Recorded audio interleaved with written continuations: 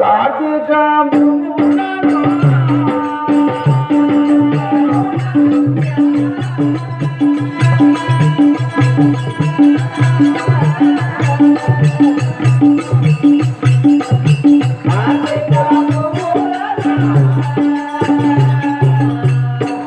ధరణి శ్రీ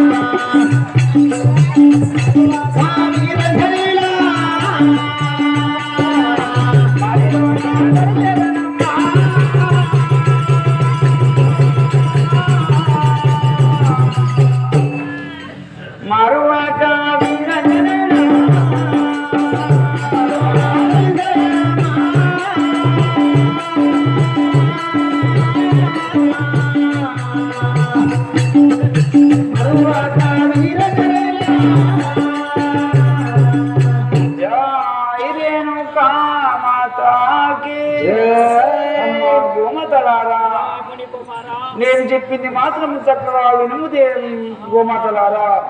నేను మాత్రం అక్కడ మరి చెట్టు కింద కూర్చొని జపం చేసుకుంటూ ఆ యొక్క 3 గాయత్రి మంత్రాలు నేర్చుకుంటాను. ఒక 10 నిమిషాలు మీరు మాత్రము మేసిన గడ్డిని వేయండి. అది కదా ఆంపులైతే అక్కడ నీళ్ళు ఉన్నాయి, తాగండి.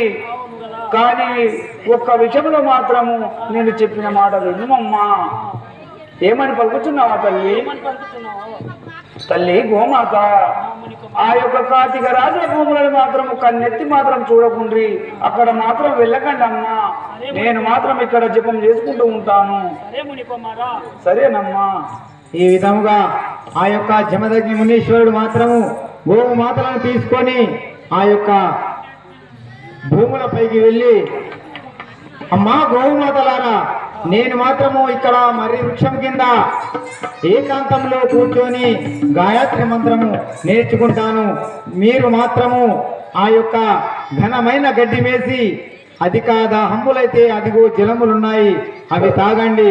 ఇక్కడ అక్కడ 3 దిక్కల మాత్రము తిరగండి. కానీ అదిగో కనబడుతున్నది అక్కడ కంచి గుప్పల కోట. ఆ కార్తీక రాజుల భూముల వైపు కూడా కన్నెత్తి చూడకుండా తిరుగుతూ మేయండి అని చెప్పేసి గోమాతలకు చెప్పి ఆ యొక్క జమదగ్ని మునీశ్వరుడు మాత్రము తపస్సు లోపల నిమగ్నమైనాడు. మరి ఈ యొక్క కాపు వారు రేపు ఏ విధముగా వచ్చి వారి బాగా మొదలుపెట్టుకుంటారో చూద్దాము. ఈ రోజుతో 2వ ఘట్టము ముగిసిపోయినది. మరి ఈ యొక్క రేణుక ఎల్లమ్మ నాటకం మల్లాపూర్ అని చెప్పేసి కొడితే ఈ యొక్క యూట్యూబ్ ఛానల్ వస్తుంది. అందరూ కూడా సబ్స్క్రైబ్ చేయాలని మనవి చేస్తున్నాము.